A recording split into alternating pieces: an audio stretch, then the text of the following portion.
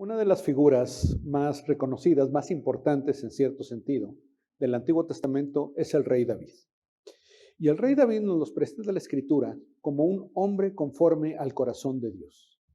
Y cuando vemos la historia de su vida, cómo es ungido desde pequeño, escogido por Dios, y la lealtad que él tiene hacia Dios primeramente, hacia el pueblo de Israel, hacia el rey, hacia el ejército, es una persona excepcional.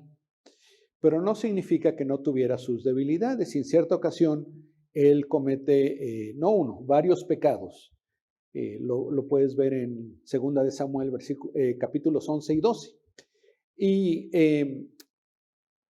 cuando él comete estos pecados, no nos indica la Escritura que después de haberlos cometido, él haya estado entristecido o que haya buscado cómo restaurar el daño que había hecho, sino que estaba, digamos que tranquilo. Y viene el profeta Natán y le cuenta una historia que hace a David reflexionar, porque esta historia trata de un hombre que hace algo malvado. Y el rey David se enoja mucho y dice, ese hombre es un malvado, ese hombre merece morir. Y en ese momento el profeta Natán da una de las frases más difíciles. Dice el versículo 7 del capítulo 12 de 2 de Samuel. Entonces Natán dijo a David, tú eres aquel hombre.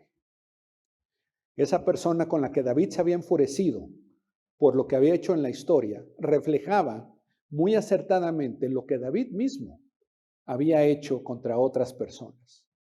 Y el profeta Natán, llevado por Dios, le señala a David, tú eres ese hombre. Y lo que vemos en muchas ocasiones es que cuando nosotros observamos a otras personas o consideramos el actuar de otras personas, es muy fácil para nosotros juzgar o establecer si hicieron lo correcto o lo incorrecto, qué debería haber sido diferente. Podemos señalar fácilmente cuáles son sus debilidades o lo que les falta para llegar a ser lo que nosotros pensamos que debieran ser. Es más difícil cuando eso se refleja hacia nosotros. Y en esta historia del rey David y de la parábola que le cuenta, la historia que le cuenta el profeta Natán, vemos cómo muchas veces el ver en otras personas ciertos pecados, ciertas actitudes, ciertas maldades, debe ayudarnos a nosotros a considerar si realmente somos tan diferentes de esa otra persona. Y en cierto sentido, no todos tenemos el mismo nivel de maldad, pero cuando lo consideramos y sobre todo cuando vemos en nosotros lo que nosotros mismos condenamos en otras personas, nos daremos cuenta que todos necesitamos la obra de Dios en nuestras vidas.